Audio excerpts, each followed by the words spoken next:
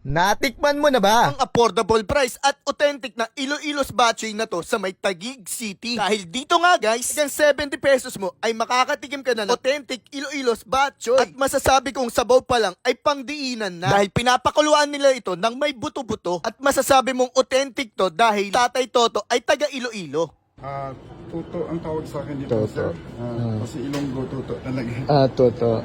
Pintik to, sir, kasi talagang ginawa talaga po ng mga buto-buto talaga na nilalaga po to. Nilalaga. Hindi ko ng ibang gamit talaga sa kan. Kumbaga kayo mismo yung gumagawa sa sarili nyo, sir. Opo. Magkano naman ganyang order, sir? Ang special dito is 70. 70, Ang regular po dito ay 60 lang po. 60. Anong oras kayo nag-open dito, tay?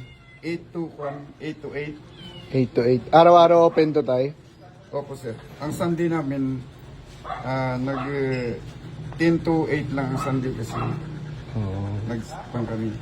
May lakad kami minsan sa Sunday. At syempre dito nga lang yan sa napakasulit at nagsaserve ng authentic batchoy na Iloilos Batchoy na located naman sa Block 37, Lot 19, Phase 2, Pinagsama, Taguig. Ay mga dikiman, dito tayo sa Block 37, Lot 19, Phase 2, Pinagsama, Taguig. At dinayo natin yung Iloilos Batchoy, guys, na tinitinda ni Tatay Toto, guys.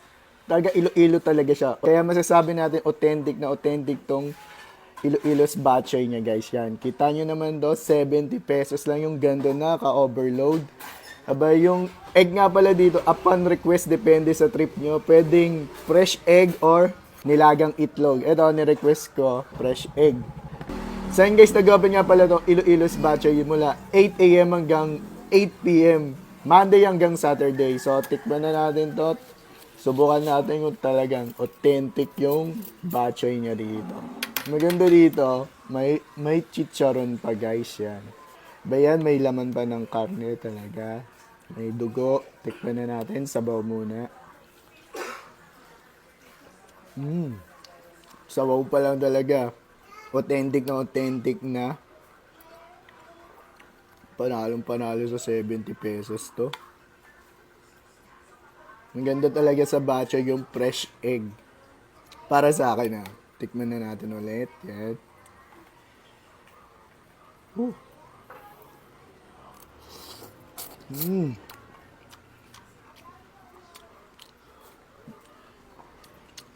Sarap. Panalong panalo.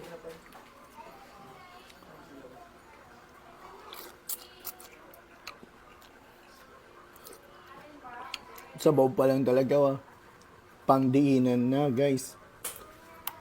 So yan, kung mapapadpad kayo dito sa Phase 2 Pinagsama, dahil nyo na itong Iloilos batchoy ni Tatay Toto, guys. Sulit na sulit. Di kayo magsisisi. Worth it na dayuin. So yun lang.